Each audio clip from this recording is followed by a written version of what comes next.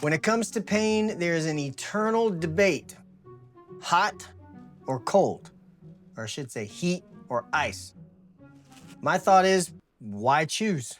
Hey, I'm Dr. Travis Owens. I'm a sports medicine doctor and a CrossFit coach, and today we're gonna talk about heat versus ice. Now, I've actually taught an hour-long course on heat versus ice in a continuing education course.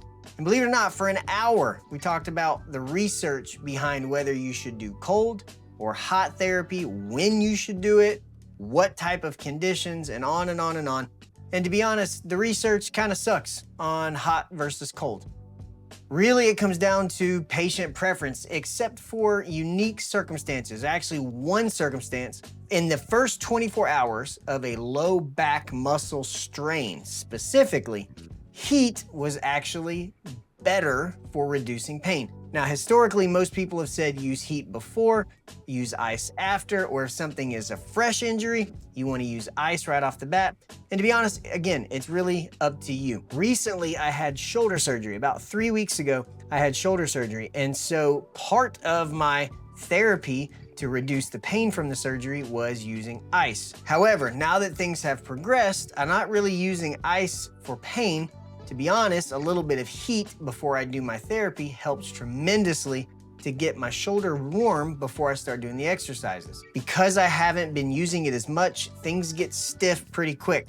And so warming it up before I do my exercises helps tremendously to get better range of motion and to reduce that discomfort. So initially we talked about heat or ice. Why choose? Well, I have a solution that I want to share with you guys where you don't have to choose. In the first few days post-surgery, I started to use this device, which I absolutely fell in love with because it is a shoulder molded ice pack.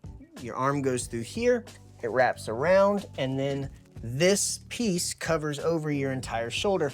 And it stays cold for about 30 minutes, which if you've ever done cryotherapy before, 20 to 30 minutes is really a sweet spot that you want to get to. Now that my shoulder is feeling better and I don't really need as much ice, this same shoulder pack can actually be used for heat. You can throw it in the microwave for about 30 to 40 seconds and it'll warm up, and then wearing it before I do my rehab is an amazing way to get this thing warm so that it's looser and I have less discomfort. If you're looking for the best shoulder ice or heat pack, I can't recommend the Comfy Temp enough because one, it's amazing and it does both hot and cold. And from a price standpoint, ice and heat packs can be very expensive.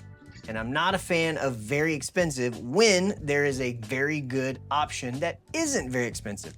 And this falls into that category. I'm gonna put the link to this exact product in the description of this video, and I cannot recommend it enough if you're having shoulder discomfort and you're looking for something that can be used as ice for when you're really sore, or if you're looking for something to warm the shoulder up before you do activity, this is the one that I highly recommend.